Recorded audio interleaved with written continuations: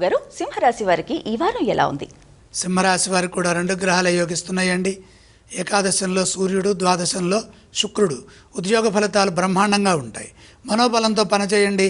ఎంత శ్రమిస్తే శ్రమకు తగిన ప్రతిఫలం అంత ఉన్నతంగా ఉంటుంది. మీ విశ్వాసం మిమ్మల్ని ముందుకు నడిపిస్తుంది. దేనికోసమై ప్రయత్నం చేస్తున్నారు ఆ ప్రయత్నంలో సఫలీకృతులు అవుతారు. మీ కృషిని నలుగురు గుర్తిస్తారు.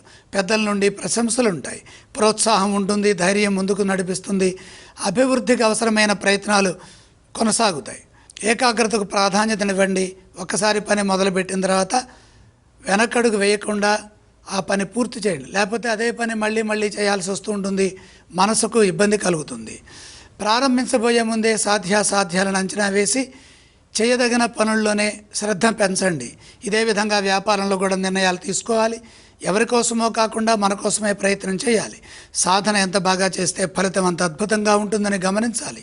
ఆర్థిక అంశాలు మిశ్రమంగా ఉన్నాయి కాబట్టి అవసరాలకు మించిన ధనాన్ని ఖర్చు చేయకుండా బాధ్యతాయుతంగా ముందుకు సాగాలి. ఆత్మీయులతో కలిసి నిర్ణయాలు తీసుకోవడం ఉత్తమం. సింహరాశి వారు ఏ స్తోత్రాలను పఠిస్తే బాగుంటుంది? సింహరాశి వారు ఇష్టదైవంతో పాటు నవగ్రహ ధ్యానం చేయడం మంచిది. వారు ఏ ఆలయాలను దర్శించాలంటారు? నవగ్రహ దర్శనం ఉత్తమమైన ఫలితాన్ని ఇస్తుంది. ఎటువంటి దానాలు చేయాలి? నవధాన్యం నవగ్రహ పాదాల దగ్గర ఉంచి నమస్కారం చేయండి.